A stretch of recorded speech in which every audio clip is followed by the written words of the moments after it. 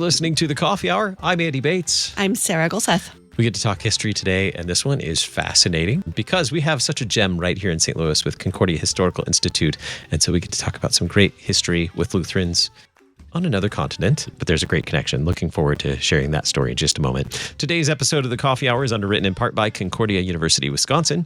You can learn more about Concordia University, Wisconsin at cuw.edu. Live uncommon. Joining us today, the Reverend Dr. Daniel Harmelink. He's the Executive Director of Concordia Historical Institute. Dr. Harmelink, welcome back to The Coffee Hour. It's great to be back. I brought some old dusty books, so maybe that's what's going on. But they're in Portuguese. I'm so excited. They're in Portuguese. So there's a hint. Where are we going? Portugal? No. Brazil. We're going to Brazil. So we get to talk about a great exhibit that's coming in August, open to the public August 11th. Correct. And you might be listening to this in August or September, but it's running August through February. Is that right? August through February of 2026. All right. Very good. So let's talk about the planning that goes behind creating an exhibit like this. What does that look like? So again, CHI, we're all about not only preserving Lutheran history, but also sharing that with local people in the United States and around the world. So we have two museums. One is in the International Center here in Kirkwood, and that we update, but that doesn't change. And then the one on the campus of Concordia Seminary, St. Louis, we try to change it like once a year or sometimes even more frequently, depending on how much time we have to prepare. So this exhibit on the mission history of Brazil, we're going to launch in August, but it's taken several months to get it ready. One of the things we had to do first is Robert Kolb said, all historical research begins with bibliography. So for the last several months, we've been asking ourselves, what historical touchstones or what evidence has survived in the last 150 years when it comes to Missouri Synod mission work in Brazil. And CHI, we just got too much stuff. So it's kind of like, okay, Concordia Historical Institute, we have to kind of rediscover, okay, what's available. And some things have been lost, both at CHI and also in our sister church body in Brazil. I mean, it's not only Missouri that has floods and damage and things are misplaced or whatever, but, also Brazil. So this is a fantastic opportunity to work with a sister church body, the archives in Porto Alegre, which is the kind of the hub of confessional Lutheran church work in Brazil, and say, how can we honor the saints that have gone before, to reach out to people who had no pastor, no congregation, no Lutheran resources to strengthen their faith, to a church body that's thriving today in Brazil. It's amazing what Christ has done over the last 150 years there. Yeah, I'm very excited for this exhibit, for all of the history that's going to be in there. What are some of the most exciting things to look forward to in this exhibit? Well, I think there's several takeaways. I think maybe one of the most immediate things is I brought with me this chronicle of the Lutheran Church in Brazil, and it's a pictorial directory of all the pastors and teachers over the last several decades. And one of the striking things that you see immediately is that the family names of the Lutherans in Brazil, they're the family names of many of the people in the Missouri Synod. So I think the most striking one is Leyenbauer. Maybe you haven't heard that family name before, but it's prominent in Missouri Synod leadership and also in Brazil leadership. So one of the kind of parallel things that we're doing at Concordia Historical Institute is we're releasing for the first time in 103 years it's kind of a diary, or it's kind of memoirs of Albert Leyenbauer, who was in Brazil, published this in Germany, not in the United States, but published this in 1923, his exploits in this wilderness of Brazil. It's called Roughing It for Christ in the Wilds of Brazil. Again, it's kind of like the Old West, but in Brazil. So, we have cowboys. Brazil's got cowboys. And a lot of these pastor/missionaries, didn't get around on the train, didn't get around in a car. It was either a mule or walking, or if they were, if they had fantastic resources, they had a horse. And they were circuit riders. to all of these people who had immigrated to Brazil and settled in these remote, hard-to-reach places, and they're crying out for the gospel. It's an amazing story, and I think that's a exciting thing that's reflected in our presentation, is these brave, courageous pastors and teachers that went from St. Louis or the seminary, which was then not in Fort Wayne but in Springfield. Often their first call was, "You're going to Brazil." So if you've ever been at a call service at one of the seminaries, you hear these gasps when people hear where they've been called. But just imagine in 1910 or 1915 or 1920 getting a call to Brazil. Amazing. Yeah. It would take months to get there. So, what else do we know about the early missionaries who went to the early Lutheran missionaries who went to Brazil? You said many of them were coming from the Lutheran Church Missouri Synod. Were there missionaries coming from other places that we know about as well? Well, it's interesting. These German immigrants came in mass from not only Germany, but also later-day Poland, Russia. They came, but no one thought through, hey, in this new country, we're going to need pastors, right? We're going to need servant leaders to strengthen our faith and to teach our kids and to continue this Lutheran faith. So they got there, and then unfortunately, this is part of the history, is there were individuals who said that they were pastors, Lutheran pastors, but actually were dishonest and just tried to trick people into thinking that they were Lutheran pastors. So the spiritual care in this new country for these immigrants was terrible or even worse. So yeah, they put out calls to Europe, but it's like no one came. So some of the first pastors that came were people who heard about the dire situation of the Lutherans in Brazil and came from places like Baltimore, like Nebraska, like St. Louis. And they heeded the call and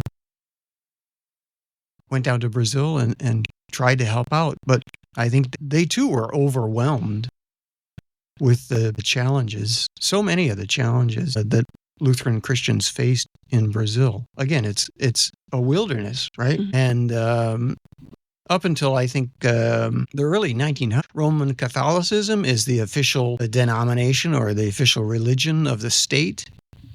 So not only do you have challenges in communication, transportation, geography, but you have others, including local and the state government, putting restrictions on what Lutheran missionaries or pastors could do. Tough.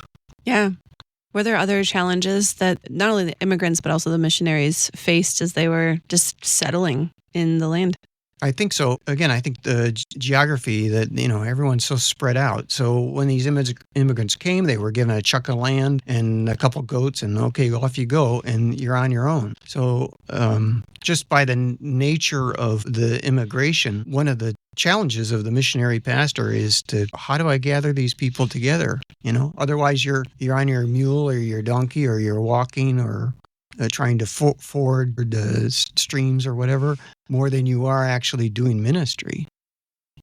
So the kind of the dispersion was, I think, a huge challenge. And we see the same thing. The second president of the Lutheran Church, Wyneken, one of his challenges early in ministry was just going out into the hinterlands and trying to gather people that he may see only once a year. And the same conditions are happening in Brazil. So talk about challenging work. It's very easily could be, nothing good's coming from this. But they continued and some people saw fruit.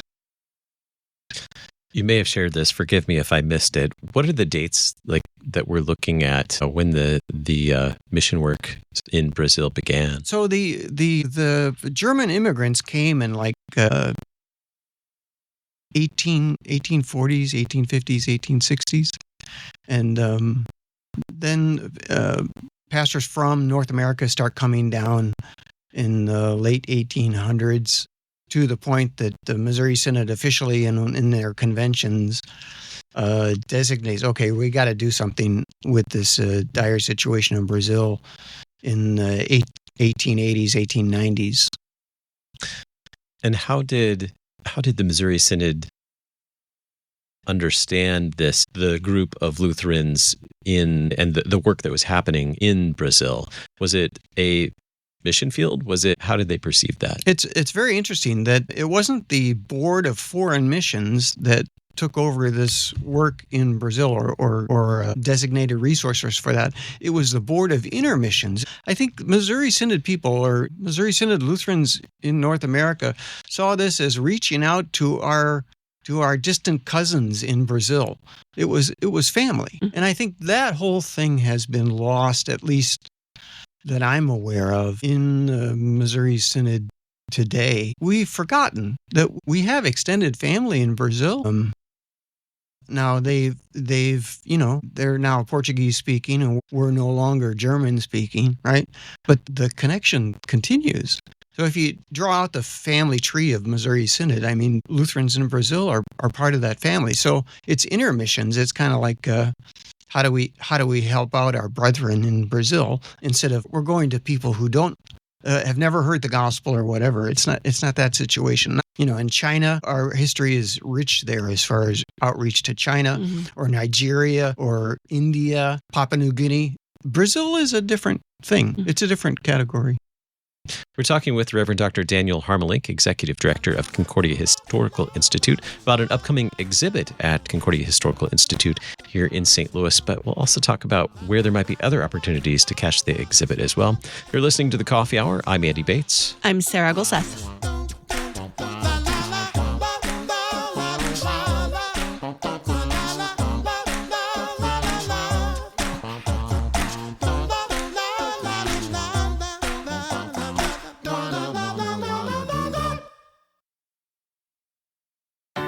At Concordia University, Wisconsin, we believe you were created for a reason: to use your God-given gifts to help others, to live a life of self-sacrifice in a me-first world, to live a life that's uncommon.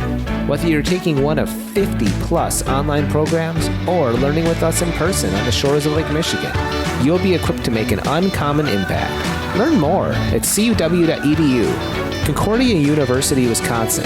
Live uncommon.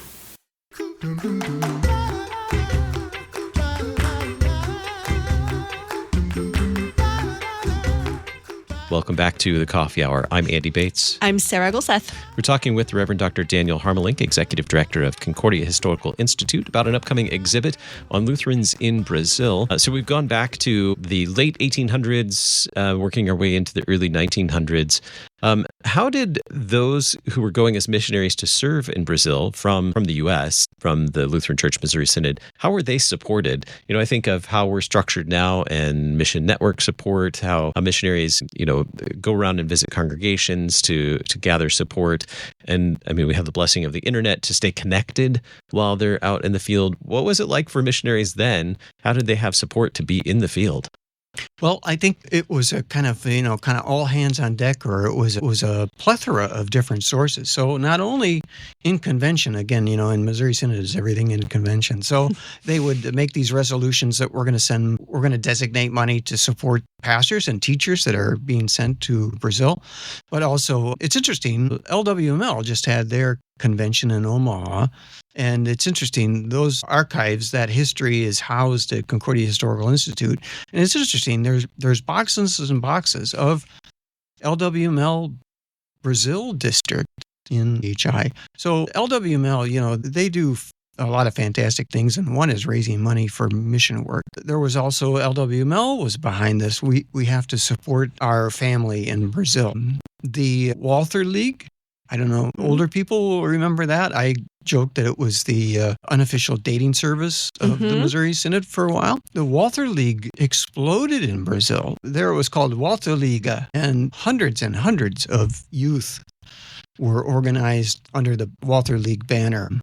Then you have, like the Leyenbauer Journal, you have missionaries who are writing about their life. And these are published in either Lutheran Witness or Der Lutheraner, the German publication, asking for prayers and support. But I think the major impetus is we need to send people. It is the first person that went down there to survey, the first 26 congregations that he visited in Brazil, none of them had a pastor.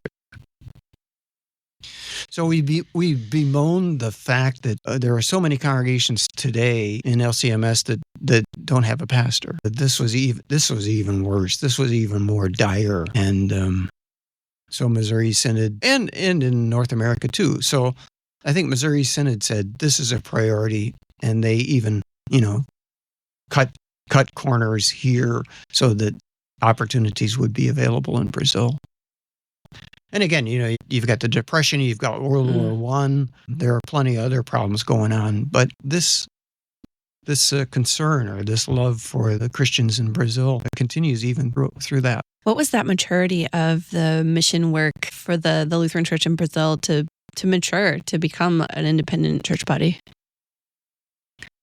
Well, it seems that they were just stubborn as far as, again, I think that's a Missouri Synod trait too, but it's so. Like this, we're going to continue, a faith in the gospel that despite all of these challenges, despite incredible setbacks, despite such meager resources, they say we're going to continue. And that's amazing. And that's God-given faith at work, because, you read these accounts and it's like, it didn't go anywhere, right? You've got the linguistic challenges too, that, these first German or Lutheran immigrants were German speakers.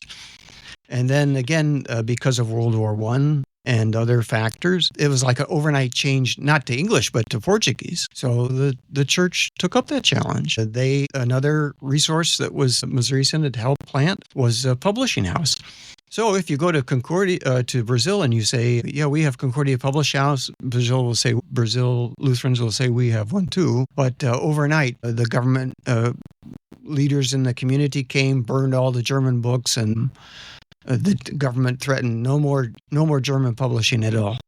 No more speaking German from the pulpits. All of this. And, we had some parallels like that. But it, again, more dire circumstances. And Concordia Publishing House in Brazil met that challenge and said, no, we're going to move forward despite these overwhelming odds. So the exhibit, Lutherans in Brazil, that's coming up August 11th through February of 2026. What will we find in the exhibit? So we begin with a kind of a big map that was done in 1900 of Brazil. And it's interesting, it's from Germany. So a lot of the place names have changed. And we see the same thing in the United States. You talk about Horse Prairie, people don't know, or Redbud or something. People don't know what that is anymore. So it's kind of like help the viewer get oriented as far as, okay, where is Brazil?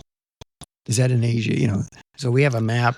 And then you'll see this big picture of a missionary pastor being installed in one of these preaching stations in the wilderness of Brazil. The people, they decorated for this special occasion the best they could, and that is to decorate their barn. Again, maybe they didn't even have a house yet. It's kind of like we have the same thing. In a congregation, the first thing they build is a school. They don't build a church, they build a school. And so you see this palm decorated inside of a barn where this pastor is installed as their new pastor. And the family doesn't even have shoes. So that's kind of the first image. And then we have all kinds of photographs, either kind of a slideshow kind of presentation on a screen or on kind of stations, banners that are 12 stations.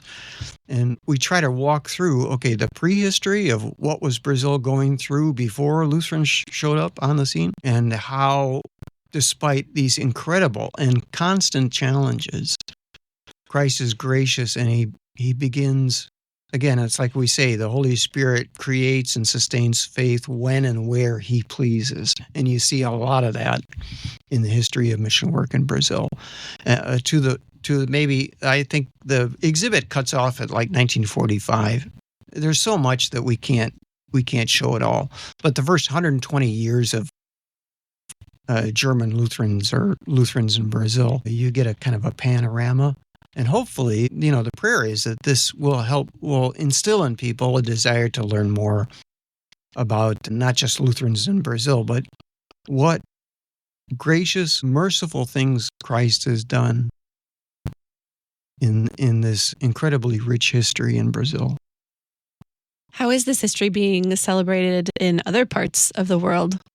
So we're excited that this digitizing of hundreds and hundreds of photographs of mission work in Brazil, rediscovering some of the details about this history, will also be kind of replicated or be in some ways duplicated both in Latin America and in Brazil itself. The seminary, again, you say Concordia Seminary, there's Concordia Seminary Brazil. They are getting ready for an exhibit, kind of a parallel exhibit later in the year. And in the Dominican Republic, where there is a seminary also that is training pastors for all of Latin America, they just began an exhibit on the same theme that we're celebrating here in St. Louis after August 11th. So we're excited. And again, CHI, we're looking for new opportunities to kind of share this. There will also be online resources because, again, we always get phone calls. It's like, I don't drive anymore and I'm not in the St. Louis area. What do I do?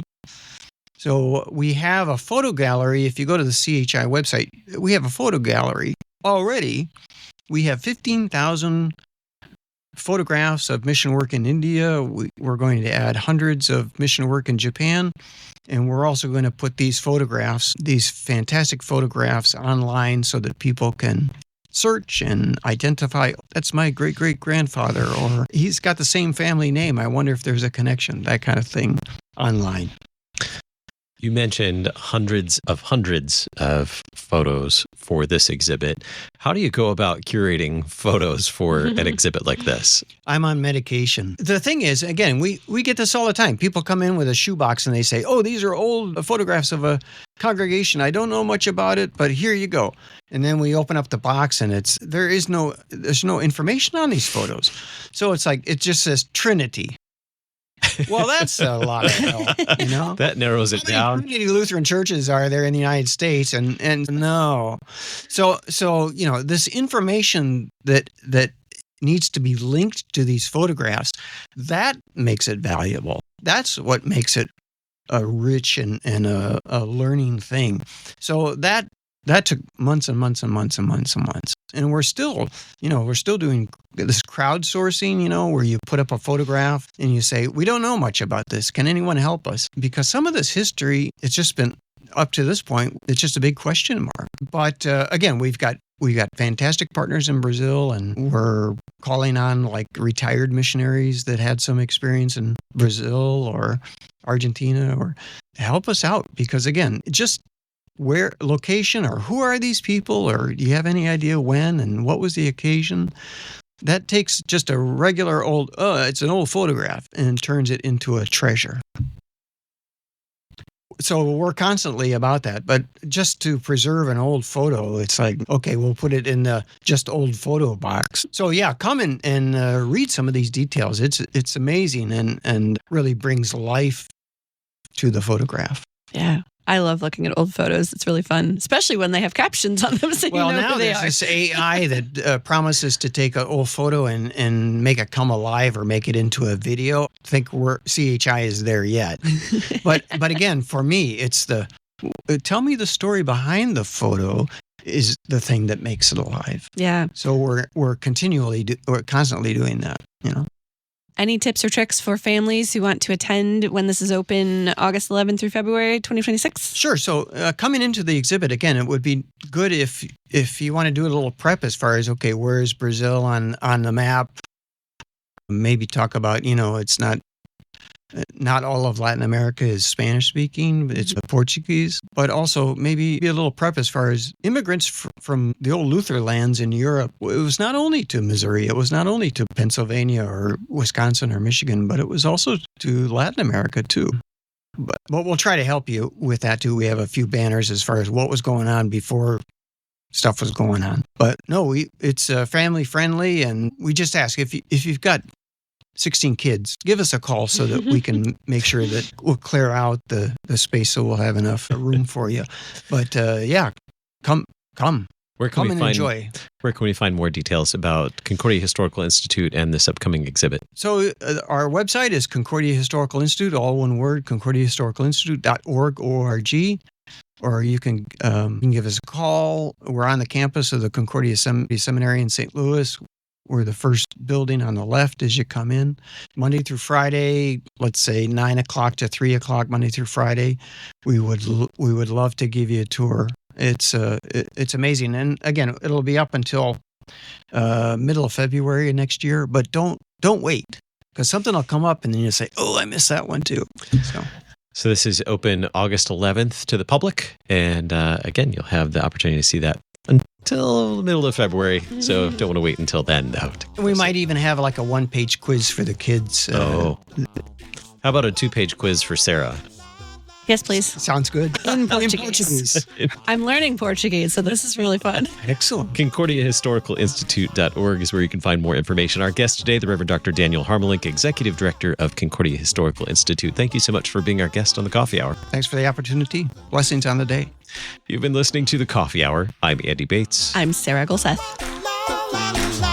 The Coffee Hour with Andy and Sarah is a production of KFUO. To support the Coffee Hour and KFUO Radio, visit KFUO.org. You can also text KFUO to 41444 or send an email to gifts@KFUO.org. And you can call us at 800-844-0524. KFUO. Christ for you, anytime, anywhere.